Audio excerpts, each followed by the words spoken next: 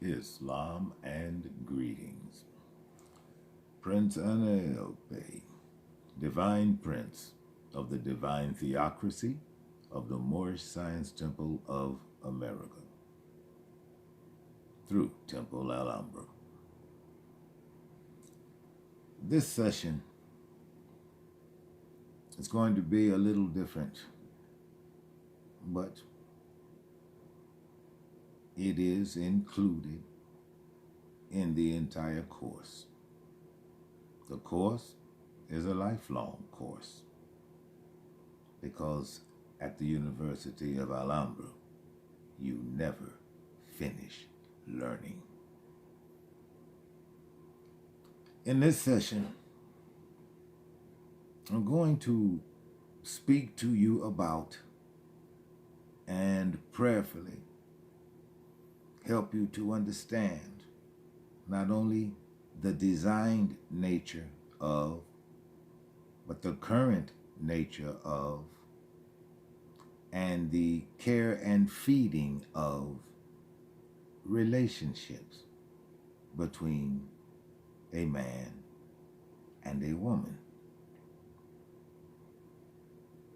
Now, because part of the program was to divide you to the point where you didn't even want each other, well, that part of the plan was successful, as well as the other previous parts of this program. They have also been very effective, and they too have been successful.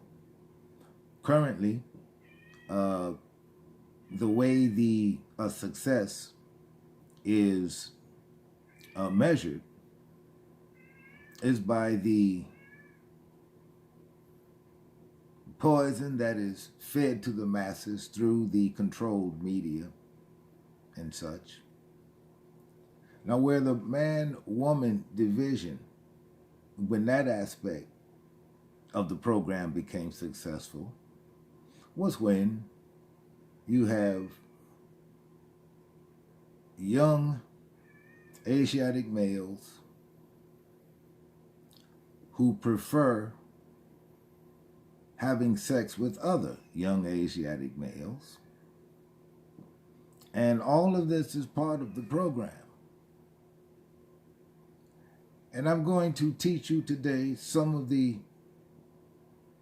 parts of the program that you were never meant to know about, and because you didn't know about them, you followed every breadcrumb right to its eventuality. And it is because you certainly nowadays don't think about each other, and that's a problem. Now on to the male-female relationship and why it is seemingly so elusive. Well, there are several reasons for that one. That question, there's several reasons. It really doesn't matter which order they come in because they're all number ones. And here's the first number one. One of the reasons that the successful male-female relationship is elusive is because of one thing, and that is expectations. You see, when people go into something brand new with expectations, you bring the poison with you. You bring the poison with you. And if you don't, are not particularly fond of poison, how about this? You brought the detonator with you. You brought the detonator with you because you brought expectations into something that is brand new. And because you were never told about the first degree, well, that is when you become a victim of your own will, because you do not know how to control that either. You have no mastery of it either. Now, you drag these expectations with you into this new relationship. You know why it didn't work out? Well, because he or because she. That sound familiar? You notice how easily it just rolls off the tongue? Well, it's her fault. It's his fault. That ever-present bugaboo. Blame. You see, it's easier to blame someone for something than it is to be a grown-up about it and take responsibility for it. Now, one of the reasons that is because you have tapes from your childhood, and instead of taking them out of the cassette player, you left those tapes in there. You left those tapes in there. And they're running in a psychological loop. They're running in a psychological loop. Because you see, as a child, if ain't nobody in that kitchen but you, then there were 3 cookies in the jar, and you still got crumbs on your mouth.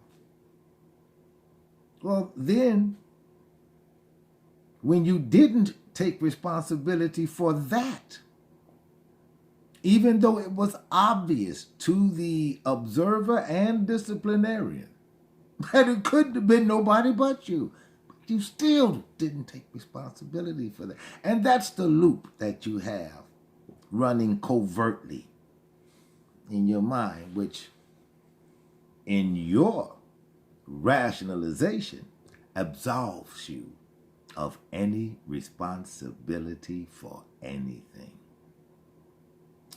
I would advise you to take that tape out of there. Besides, the world's moved on to CDs now. Take that tape out of there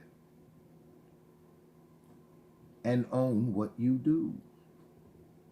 That is what grown-ups do. And where relationships are concerned, and while it is easier to blame someone else and absolving yourselves of any culpability in the destruction of that relationship, what people generally don't know is if they are not ready. And by ready, I simply mean if you don't know what love is, if you don't know what it is, why the hell are you looking for it? Why are you looking for it? Well, I'm going to tell you why there is no answer. All you have are your rationalizations. But the reason there is no answer to that question is because you would actually know what it looks like. How can you paint a picture of something if you have never seen it? It would be impossible for you to identify, wouldn't it? Well, that is the same thing with love. And today, love has simply been turned into just another dirty 4-letter word.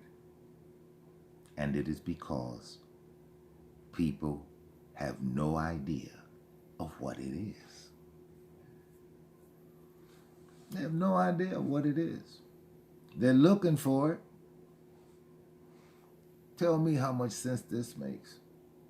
People are out here looking for something that they have never known, never seen, and cannot identify. Yet they call it looking for love. And it is because they don't know what they're doing. Yet they want to jump into relationships with other humans. Go figure. But that is the pathology of people. It's what they do. Now, dragging these expectations into a brand new relationship, like I said, you are bringing the detonator with you. Instead of looking at something as brand new, like it is, and adjusting your mentality and your mindset to this new thing, well, along with that detonator that you dragged into this brand new thing, you also brought your garbage. I mean, big old contractor sacks. You brought those in there too. And yet you blame him or you blame her. Well, why not? It's the easiest thing to do. Beat the hell out of owning up to your part of this clusterfuck. People don't know how to have relationships because they don't know what they are. Well, one psychodramatic exercise that I used to have my clients engage in when I was doing marriage and couples counseling and therapy and such, I would have the both of them stand up. And I would have them put their hands together like this. And I would take a thin piece of paper and I would try to drop that piece of paper between their fingertips, demonstrating that it is the closeness. It is the closeness that binds them. And then I would have them move their hands just a little bit apart. And then when I dropped the paper between their fingers, it went all the way to the floor, demonstrating that as long as you are together, nothing can come in. Nothing. The only way anything gets in between the two of you, somebody has to let it in. Somebody has to let it in. Otherwise, as long as you are like this, nothing can enter in between you. It can't happen. It cannot happen. It can't happen. And another exercise that I would have them do, I would have them hug each other in an embrace. And I would ask her what she sees. And the answer would invariably be the door. And I'd ask him, what do you see? I see the window. Well, of course you do. Now, what that demonstrated to me was they each had a rather myopic view of their relationship. When I explained to them, I would say to her, all you see is the door. And she would reply, yes. Then I would tell her while you're simply looking at the door. What you are actually doing is you are watching 180 degrees of his back that he can't see. And then I asked him, you only saw the window. And then the light bulb went on in his head. And then he said, no, Doc, I'm supposed to have her back. He got it. So men can learn. That's another thing that showed me. They reevaluated not only their relationship, but they reevaluated the way they viewed each other in that relationship. See, when you think about what you're doing, you're always going to find answers to whatever crops up. It's always going to be that way. And when you make it your second nature, it's like sliding across ice with butter strapped to your feet instead of ice skates. It gets real simple. Real simple. And relationships, people say, well, maintaining a relationship is hard. Well, it's hard when you don't know that you're in a relationship. You see, because when a relationship becomes hard, you have given up learning. You have given up learning. When it becomes hard. Maintain a relationship is hard. No, you don't know how to learn. Or you have never thought about learning anything from your relationship, about your relationship. You simply know the mechanics of your relationship.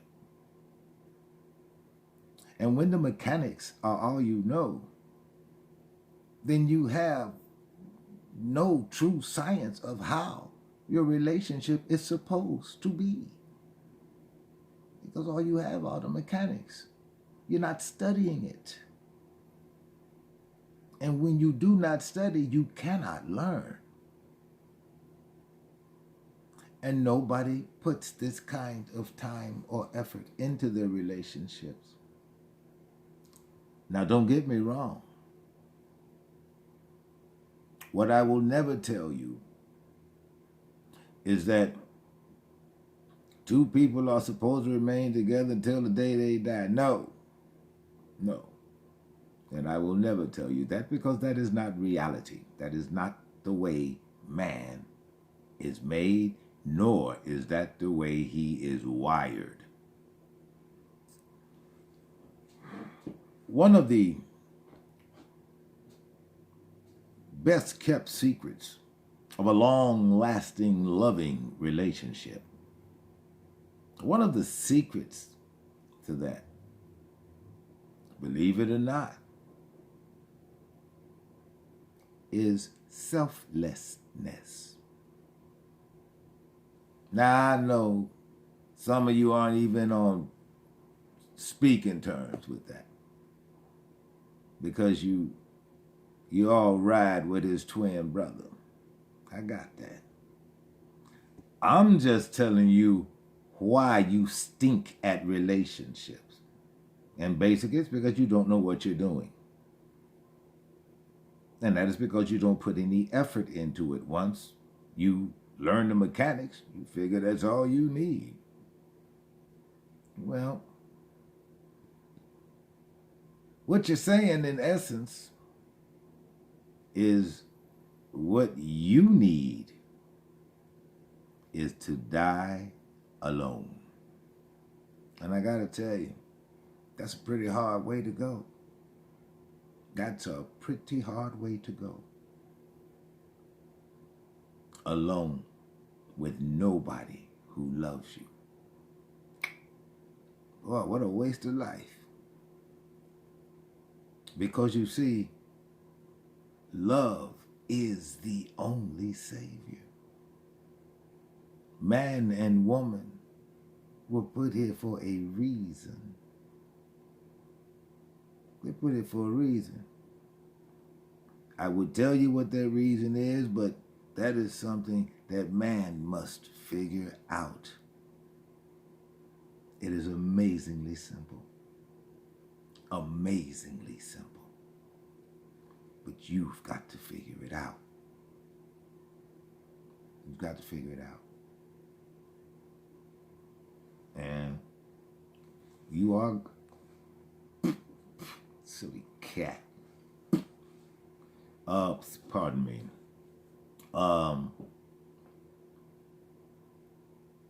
Relationships are like raw diamonds. And when you're readying up a raw diamond for market, you got to know how to cut it. You have to know how to craft that rock. You got to know some stuff. You can't just grab one and drop a hammer on it. Because if you were to do that, guess what you do? Yeah, you destroy that rock. Be worthless. Dust. And many people, they grind their relationships into dust. And that's real easy to do when you brought the detonator with you. You brought the detonator with you. It's real easy. Let me give you this. It isn't life that's hard. It is people who make their lives hard. We started off with expectations. And expectations lead to disappointments. And whenever you are relating to people, the only thing that you need to know when relating to people is that people are going to be people. Now, armed with that knowledge coming out of the gate, then nothing people ever do or say should ever surprise you. And if it does, be surprised. But don't be surprised. Because the only thing that you should expect from people is for people to be people. That is the only thing that you should expect from people. You curse yourselves when you expect that everybody is going to be like you. Not only are those ambitious thoughts, it's also very arrogant of you. And stupid at the same time. How can you be arrogant and stupid? Why, sure. The way you can be arrogant and stupid is having this belief that, everybody's like you. And that's the difference between being stupid about this and knowing that it is the differences that make up the world. So how can you approach a stranger thinking that he's like you? It's rather sophomoric, isn't it? Well, why would you do that? What you learn about people they will show you. Your expectations don't matter worth a damn. And when you make them matter, why, that's when you get disappointed, isn't it? That's when you get disappointed. Because to you, and only you, do your expectations matter. And when going into a brand new relationship, you need to get rid of them. And treat something new like it's new. You take your ass into it like a blank slate. And the only thing that goes on that slate are the things you learned from that person. That is the only thing that goes on that clean slate. You don't drag a slate in there with broken up sentences and fragments and words all on it, and then right on top of that, what kind of nonsense is that? But you do it as a matter of course. And you need to stop it. You can hardly save the race if you cannot save yourself. And I'm giving you these degrees in lessons like these so that you will have the tools to unfuck yourselves and learn how to love. I will teach you. You must learn how to love because it'll be up to you. The rest of us, the rest of the us of us is up to you. And love is the only savior. Love is the only savior. And you are love made manifest. How can you have so much hate inside of you, especially for one another when you need each other so goddamn badly? I'm not getting it. But what I got, I'll give to you.